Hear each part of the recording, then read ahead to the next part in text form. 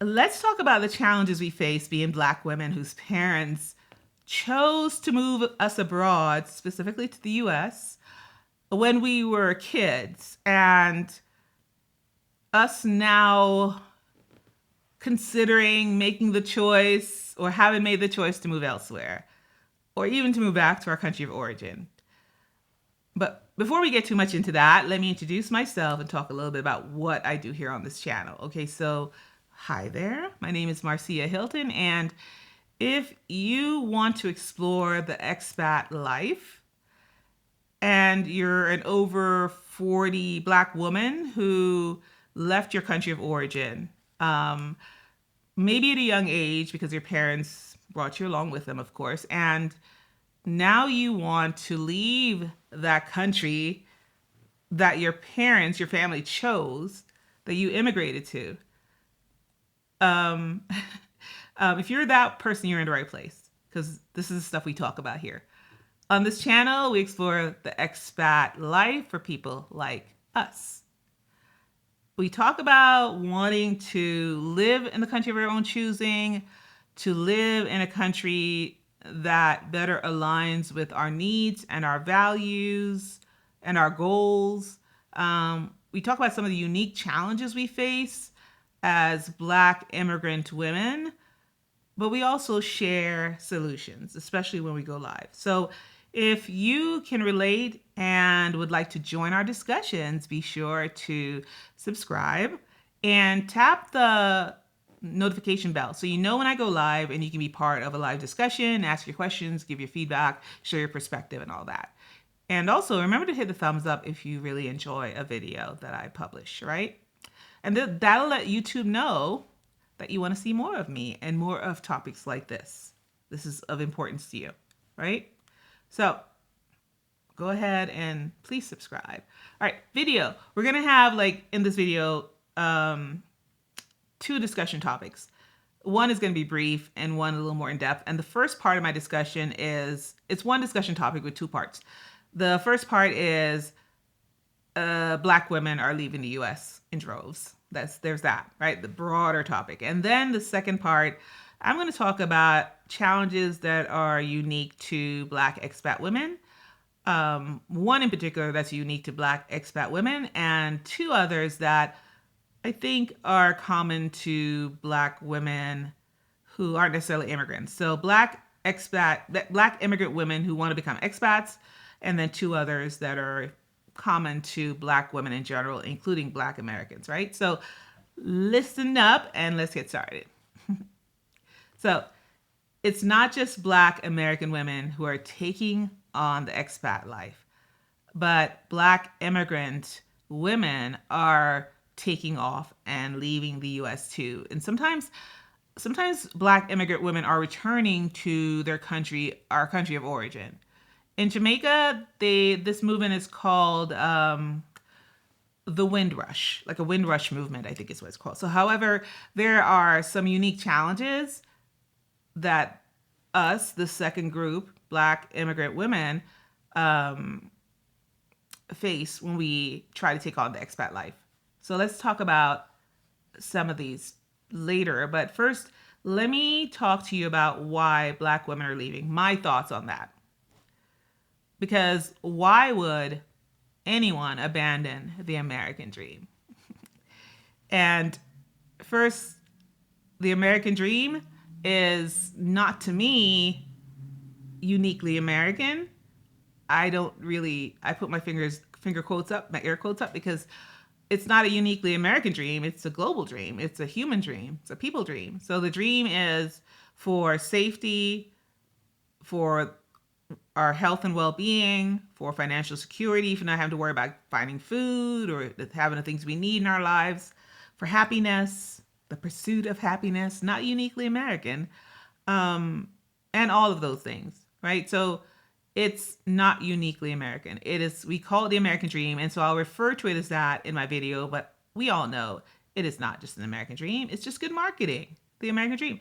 It's sort of like calling a bandage Band-Aid, no matter what brand it is, or calling a cola, a can or bottle of cola, Coke, no matter what brand it is.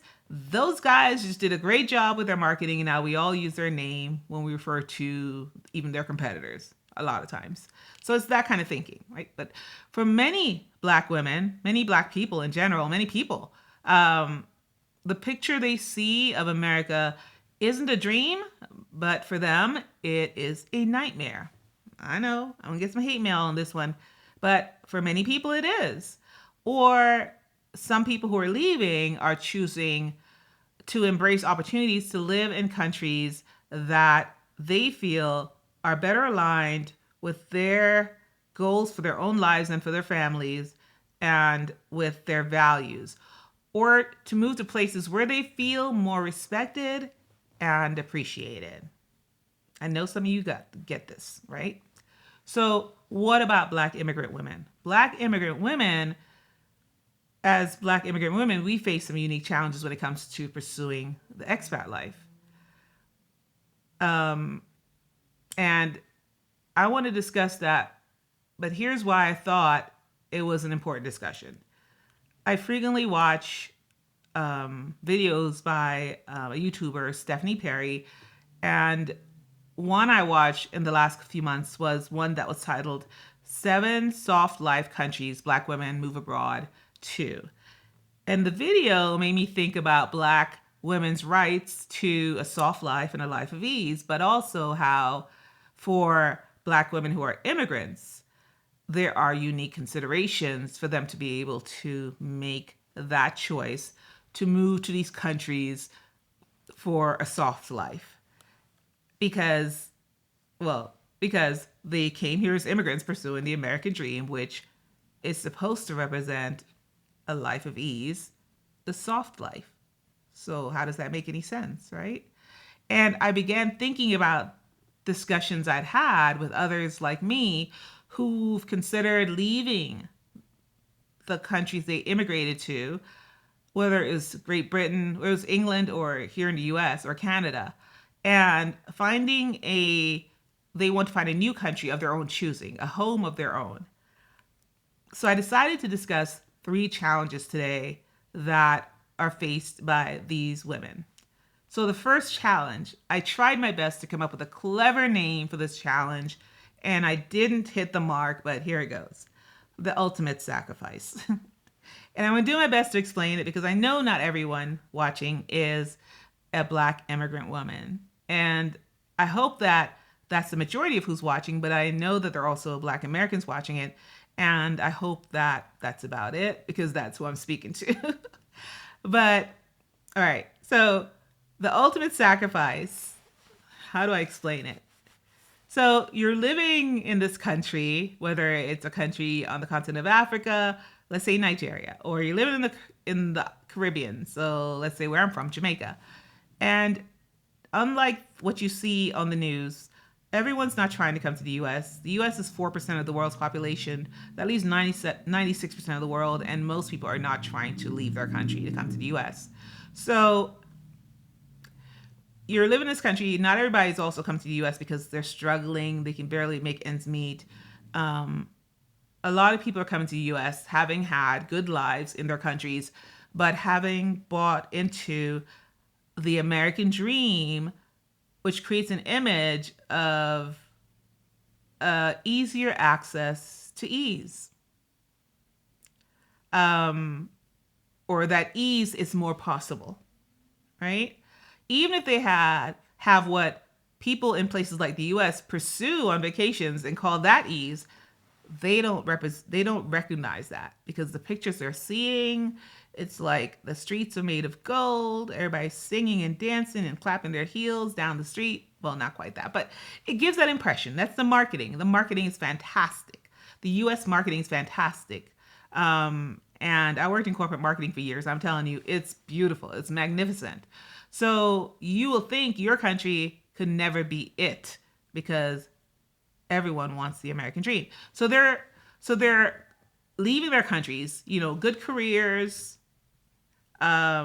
police officers, own their own home or homes, properties, have transportation, their own private transportation, have the healthcare they need. Their kids are going to good schools.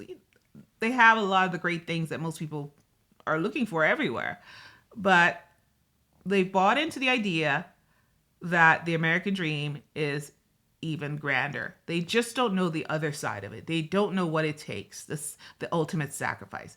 So they leave everything behind, either sell everything and go, or they leave their things and hope that someone cares for it while they go elsewhere. But when they come to America, the majority, now I'm not talking about people who are in STEM studies, because the US has a shortage of people in those areas, those fields.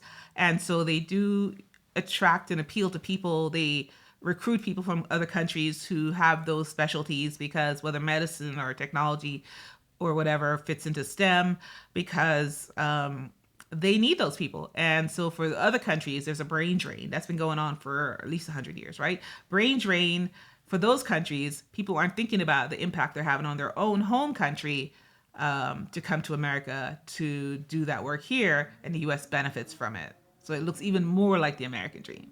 They're contributing to this cycle, right? And so the other people who have positions that are good positions in their own country, they leave that. They may not be in STEM studies, but in STEM, but they leave that and they come to the US, and now they start in jobs that don't provide great benefits, keep them away from their kids all week.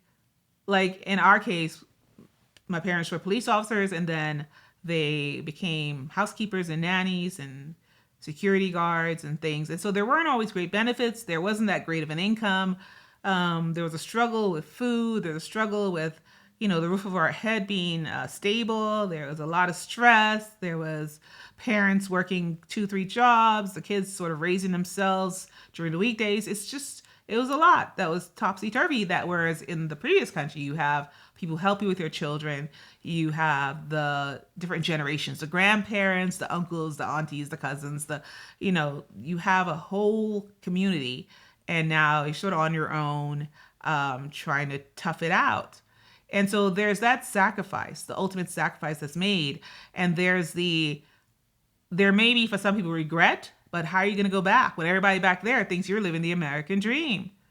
And it's embarrassing to go back. You just got rid of everything you had, and even your own career, right? There might be grief. I imagine there's grief.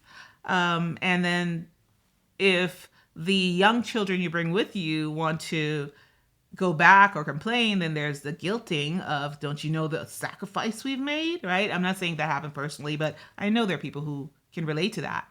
If you can, let me know, because I know some of you can relate to that.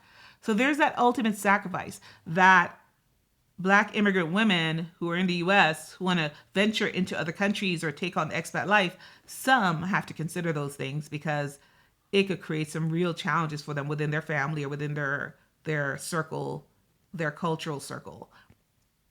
I say, if you're one of those people listening to me, consider conversing with the people who really matter. And make that like 3 people. Not everybody gets to have an opinion on this. This is your life. So consider conversing, giving some thought to it first, thinking about the person you're going to speak to and what they're like to speak to them, and share with them in a very vulnerable, open way why this is important to you. Remind them that they made a similar choice when they decided to come to this country. Maybe show them some data if they're a data-driven person versus a very emotional person. Appeal to their emotion if they're a very emotional person. And consider the fact that you may have to make the decision without their approval. But just know that your choice might give those few people that matter, whose opinion matter, the permission they need to make new moves for themselves. They may have regretted their decision all these years and had grief about making that move and want to go back to their country of origin, but they're embarrassed to do so. You making this move might help them find the courage to do what they need to do. Or they may want to go where you are, if that's okay with you, or they may want to go somewhere else. But now they found the courage because they watched you do it. So consider that as a possible way to approach this. But the ultimate sacrifice, that challenge, is the one that's sort of unique to Black immigrant women versus African American women in the United States. Okay? So as they did, you're choosing your own country or your own lifestyle that aligns with your values, your needs, your goals, as you should. All right. So if you want me to create an entire video around that topic and dig deeper into that, let me know. Just drop a comment. Let me know. We want to talk about the ultimate sacrifice more. I can go live and we can go back and forth with this because I think this would be a really juicy topic. All right. Challenge number 2. Starting over someplace. Starting over someplace new can feel really overwhelming no matter who you are. I mean, I'm someone who loves solo travel. I've ventured to several places on my own, and thinking about starting over somewhere, as I've been doing, if I haven't shared this yet, have I? Well, I have just sold my car last week. I have been for the last 2 weekends, and this weekend I have one coming up as well, doing estate or moving sales from my garage and my yard to get rid of all my worldly goods. Well, the majority, like 99.9% of my things. And my house goes on the market next month because I am selling everything and going to the country of my choosing, right? So starting over somewhere can be overwhelming. I had to think about some things. I had to process some things. I didn't realize how connected I was to my things. But I got over that. Like I've processed the car thing. Surprised me that I got through that so easily because it was my favorite car of all the cars I've had, but I guess I had time to process. I'm now working through my books because a gentleman has offered to buy my book collection because he's an Amazon book reseller. And I thought I was okay until I sat down to try to put, the keep pile, which is supposed to be very small, and then the sell pile. And at this time, my keep pile is just as large as my sell pile. So I'm having a hard time releasing my books. Gonna have to work through that. My clothing this weekend, I'm moving on to clothing in my garage sale, my estate sale, moving sale. Like every weekend I do another category of my belongings. And going through the clothing, I have done a good job of putting a lot of clothing in there for selling and donating. But the clothing that I have in a closet for taking with me is still too large of a group of clothing. So I'm gonna have to go through that again. But I'm doing fairly good on that. I'm moving along with that. My books are a bigger challenge. All right. So starting over someplace can feel overwhelming. So if someone like me who feels like I can handle it feels a bit of overwhelm, I feel like it's natural. It's if you're not someone like me and you're not that familiar with moving around, that you might feel overwhelmed. That's natural. It's normal. Don't worry about it. Don't beat yourself up about it. And also, are you really starting over? Because the most important things are going with you. Your experiences, your expertise, your knowledge, your formal education, your wisdom, yourself, like you're bringing yourself. In my mind, wherever I am is home. That's why I've moved about so much and felt fine, or moved throughout the U.S. and also spent time in other countries and felt fine because wherever I am is home. So are you really starting over? Not really. It's just that we get tired. We feel connected to the things we have. And you have options. You don't have to pull that Band-Aid off all at once. Band-Aid. Notice I said Band-Aid. Some people choose to keep and rent their current home, especially if it's paid off. I am going to put my home on the market. I do have a mortgage, but I have a good amount of equity, so I'm going to put my house on the market. I'm not going to want to deal with any of that. Some people choose to put items in storage. That would not be my first choice, but it is a choice, right? Most people who do that end up having things in storage for years and then coming back and realizing they don't even want it, but they've been spending all that money on storage. So give these things some real thought, but know that these are choices you have. So you can choose to put your things in storage, whether it's storage at a public storage place or rent storage in a friend or family member's garage or something. But you can choose that option. It's an option. You can Airbnb your home or rent it and keep taking care of that. Make some money out of that. You can, if you work for a big company, you can work remotely, or if you work for yourself, you work remotely. And you can choose to take a sabbatical from your company, whether it's a few weeks or a few months, before making any long-term commitments. So this way you get to sort of test the waters before you commit to that. All right. Are you guys hearing my neighbor's dogs? Because I can never record at nights because, and I don't know why I waited this late. It's not quite night. It's like, well, it is night. Damn, it's 9:15. Oh, got late. Okay, but they bark a lot more at nights. And I don't usually hear them from my bedroom, which is further back in the house, but here at the office, which is near the front, I hear them because they're right there. Behind this wall is my side yard, and it's a very short yard, and then it's them. So barking, if you're hearing it, that's where it's coming from. But you can work remotely or take a sabbatical, and this way you get to test out the waters and get a sense of how you feel moving about and build your confidence, because doing this builds a tremendous amount of confidence. You can make a no commitment move, and don't move to any one particular place, but just travel about if you're working, if you're not retired, if it allows you, if you have that option, if your circumstances allow that. Because I know for some people, they may still have, kids at home, even if they're teenagers or they're in college, they may still have them around. They may have a spouse and they have to consider their needs as well. Me, there are no kids and I'm not married, so I'm as free as a bird. And so even though there are pros and cons to each consideration, because having someone else there means someone else might be contributing money, could help with some of the steps around this, do some of the research, but it also means someone else to consider, right? And so I'm fine with my circumstances, but with each circumstance comes different pros and cons. So you can make a commitment to move about without actually committing, or make no commitment to any one particular place, but move about and see what feels good for you. So there are ways to approach this that might be, and you can choose what works best for you. All right. But whatever you do, I think you just want to make sure that you craft your own expat, immigrant, or nomadic life. You're going to craft your own, whatever that looks like for you.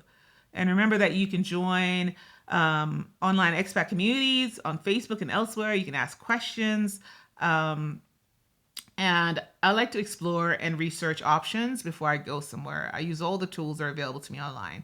So you can always change your mind. So there's always that option.